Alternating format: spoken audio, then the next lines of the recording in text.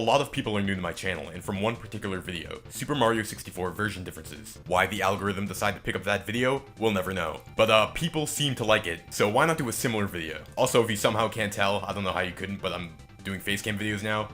What's up? See, I can wave because I'm using my face. Kirby Super Star is my favorite Kirby game and definitely one of my favorite video games ever. I personally believe the series hasn't even come close to the quality of this game. It's a controversial take, yes, but it's the officially licensed Kaons take. There was a time where I had no interest in this game whatsoever. Then I started speedrunning it. I already went over this in another video, why am I saying it again? You may be asking why I don't prefer the remakes. I did grow up with them and played them first, but I don't like some of the mechanics and quirks that aren't present in the original. And to be honest, I also think it looks way less visually appealing. Having knowledge from speedrunning the game, I was able to pick up on a few version differences, but never really the cut content. I mean, obviously, cut content is not in the f***ing game. What? While this game doesn't have loads of cut content or version differences, I feel like it has enough to warrant a video on it. I feel like I'm gonna end up saying this in every video like this, but the information on this video is found on the Kirby Super Star page of the cutting room floor. Check it out for more information because I will be skipping over some of the things that are really small and insignificant. To start off, let's take a look at some unused graphics. The first two are these really weird Kirby spitting sprites, especially the second. My guess is the first sprite would have been used when inhaling diagonally, and the second, I don't know. It's possible to see the first sprite in game by doing a beam blast in midair after you defeat Dynablade. Next sprite is this Wheelie Rider Kirby victory pose. In the final game, Kirby dismounts from the Wheelie Rider helper during his dance and when opening a chest in the Great Cave Offensive. The next one is this unused mirror Kirby sprite where he seems to be doing some sort of aerial attack. Imagine when if you played Kirby Super Star, you had to unlock the Great Cave.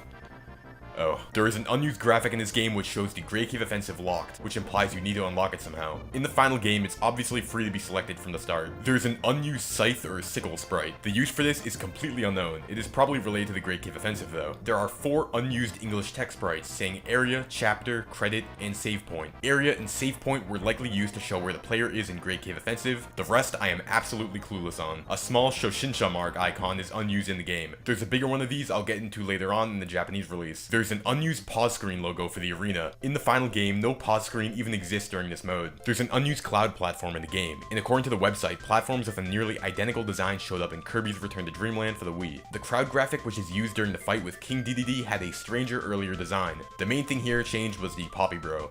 I mean, look at that. A gold medal is stored with the planets in Milky Way wishes. It was likely used to mark which planets have been 100% completed. 3 unused Japanese icon graphics exist. The first translates to goal, the second translates to clear, and the third translates to anger, or wrath. Kirby was supposed to get angry in this game, apparently.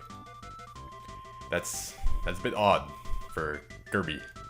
These bat sprites load in during the halberd escape at the end of Revenge of Mennonite. Mennonite likely used them as projectiles. The Shotso cannons. A bunch of unused frames of these exist, the strangest ones being where they face diagonally, which doesn't make any sense for a 2D platformer. A ton of unused wood tiles remain unused in the game, showing a lot of diagonal surfaces. Lastly, 2 unused Waddle Dee sprites exist, where he appears to be holding something or swinging on a rope. Let's take a look at some of the unused rooms now. Room 11C is a completely empty room using the green theme from Spring Breeze. The music played here is the Peanuts Plains track from Dynablade 1. Room 120 is an unused tutorial room. This would have been a quick tutorial for Spring Breeze. Room 12A is an unused bonus cannon room. This would have been used after the Iron Man battle on the map during Dynablade. In the final game, the screen simply fades away and Kirby can move on without a goal game. In the room after the Mennonite fight, there's a door which cannot be entered in normal play. If you hack the game to get the ability to move during this part, you'll realize that the door is fully functional. The room it brings you to? The exact same room. I really wonder what this is for. Something I find very strange are these cannons in Revenge of Mennonite. There is no intended way to access these, but if you use the glitch to clip through, you'll notice that they're fully sloped and everything. It makes me wonder if players are supposed to be able to access this area early on in the production of the game. Some unused room color palettes exist in the game as well. Palette 69. It's the funny Reddit number! It appears to be some sort of sunset color palette. Palette 90 and 93 are these odd green and brown palettes, but one is clearly darker than the other. Palette 91 and 94 are gray and blue, and just like palette 93, 94 is a darker version. Palette 95 exists and is another dark palette, but there's no brighter counterpart. Palette AB is a dark version of the cloud palette that is used in the game. Who knows why this is in the game, it's actually ugly as shit. There are also a few unused enemy color palettes, one of them makes the bird on red. Guess what my favorite one is? There are 2 debug features in this game. First, the sprite viewer, and second, the VRAM viewer. The sprite viewer is pretty cool and can be accessed via an action replay code. Here are the controls for it. The VRAM viewer allows you to see the current contents of VRAM. This screen can be entered by pressing LR, select, and start by using one of the codes on screen. Also, here are the controls for it. It's time to go over the version differences. Is this gonna get me views? There's a different logo for the American, Japanese, and European release. You got the Kirby Super Deluxe logo, Kirby Super Star. What the fuck is going on in Europe? What the fuck is a fun pack? Also, this European logo was clearly rushed. Look how Kirby is cut off next to the end of fun.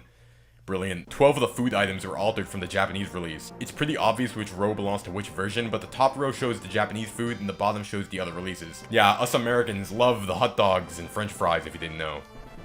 Go USA, right? Here's the larger version of the Shoshinsha mark I mentioned earlier. It's used in the Japanese versions of the tutorials. On the other releases, Kirby is ripped in half and slams together. This effect only really makes sense in the Japanese version. Why the fuck are they ripping Kirby in half? The controller sprites were changed throughout regions for, well, obvious reasons. They had different looking controllers. During the Samurai Kirby minigame, there are these animated weeds in the foreground on the Japanese release. For whatever reason, they aren't present in any other version, but they were restored in Kirby Super Star Ultra. Yeah, these screens were clearly translated, of course, but after beating Gourmet Race in the Japanese version, it says clear time, while on other releases, it simply says time. The credit for Milky Way Wishes had a Mido sign next to one of the Kirby sprites in the Japanese version. After completing Milky Way Wishes in the Japanese version, the credits say and more. On the other releases, it says there's more. Just like the weeds changed, this was reverted in the remake. In the Japanese release, the title text for the arena explodes onto the logo while it fades in. This was removed in the other versions, and the logo seems to be done entirely from scratch. In the Japanese version, the computer virus fight is named Battle Windows. This was likely changed because,